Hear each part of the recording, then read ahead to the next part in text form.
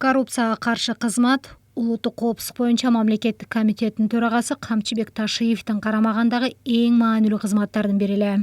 Бирок президент Садыр Жапаров АКС бүгүн эртең жоюларын билдирди.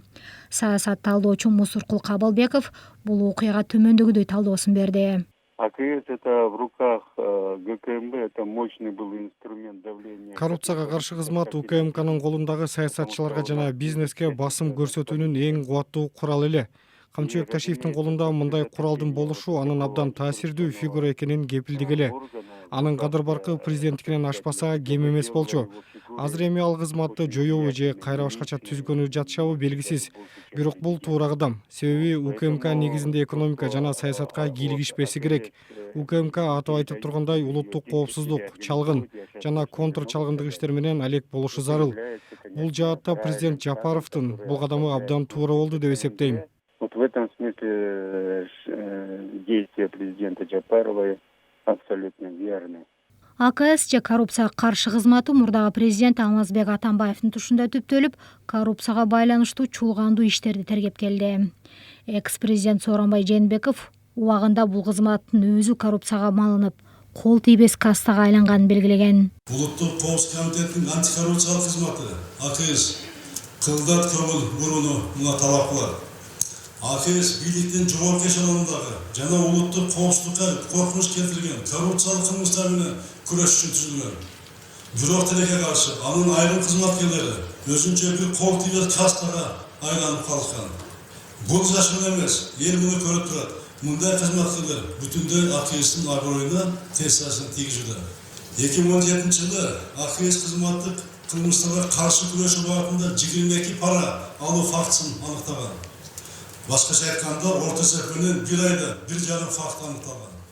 Кызматынан кетер алдында Сооронбай Жээнбеков былтыр 14 октябрда өз жарлыгы менен бул кызматты жоюп кеткен.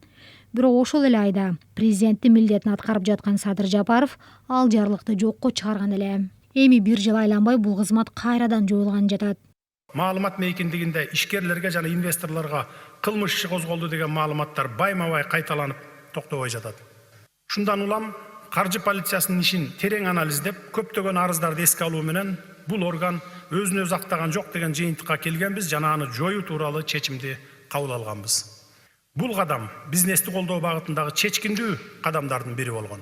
Аталган кадамдарды улай жакынкы күндөрдүн ичинде Кыргыз Республикасынын улуттук коопсуздук боюнча мамлекеттик комитетиндеги антикоррупциялык кызмат жоюлат. Бул боюнча тийиштүү жарлык даярдалып жатат. Деди Садыр Жапаров бизнес чөйрө өкүлдөрү менен болгон кечээки жолугушууда.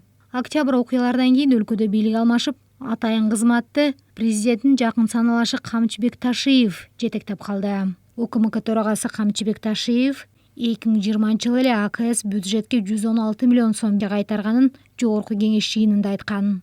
Январь-февраль айларында аталган кызмат 3 миллиард сом каражатты кайра бюджетке кайтарганы да айтылган. Аракеттеги бийлик кезинде мамлекеттик кызматта иштеп, ченемсиз байган адамдардын аркасынан түшүп, соңку кезде экономикалык кылмыштардын негизинде кармап камоолор күчөдү. Атайын кызмат негизи улуттук коопсуздук менен алектенчү орган.